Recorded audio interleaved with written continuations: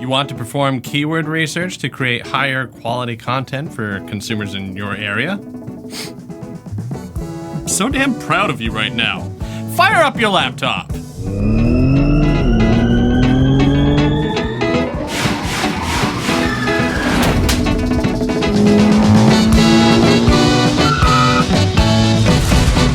Alright, so we've got our laptops open. We're looking to do some keyword research. Now, there are a lot of paid tools out there that will help you in your keyword research, and we use any number of them depending on what we're looking to get at. But I'm going to show you a free one, and it's something that we've actually talked about a couple weeks ago.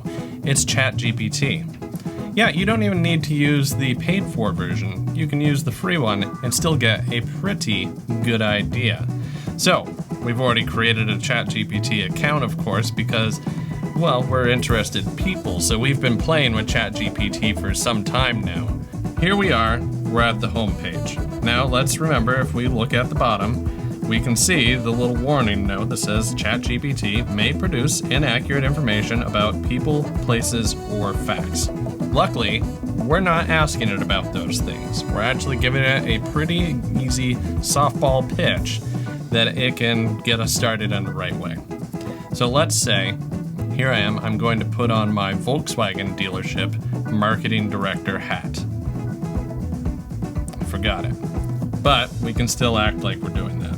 So, we're going to ask ChatGPT to give us a hand here. We don't need to ask it to pretend to be anything. We don't need it to spit out a long form paragraph of content about what we're looking for. We're just going to ask it to give us a list of 10 keywords related to a specific thing that we're interested in. Now, in this case, I'm going to ask it about the Volkswagen Tiguan. Please, it's always nice to be polite, come up with a list of 10 popular keywords about the Volkswagen Tiguan for SEO. Now, we do want to specify for SEO because popular keywords might mean a different thing for a different vein. Like if we were just trying to do a word cloud, then we might get something that's not super helpful. We're going to hit go. And then we're going to wait. All right, so we've got a list of 10 keywords. These are all fairly short tail, so remember, we're going to use this as an iterative process. Number 1, Volkswagen Tiguan. Number 2, Tiguan SUV. Sure. Number 3, Volkswagen Tiguan.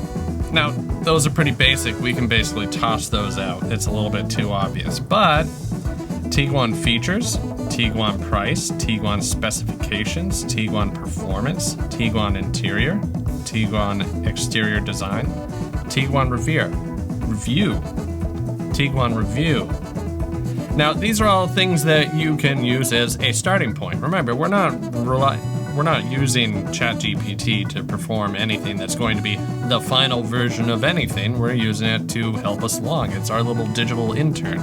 Sometimes the intern brings you back coffee that is made perfectly, and sometimes it brings you back a glass of milk.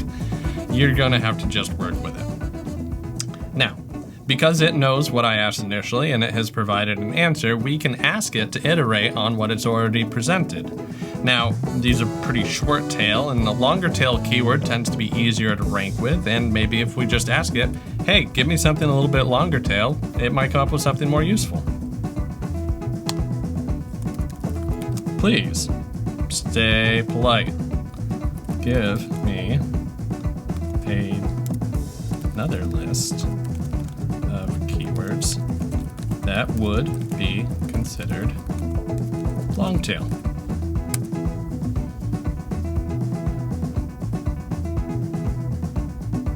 Now here, we've got something real to chew on. Number 1, best compact SUV for family trips.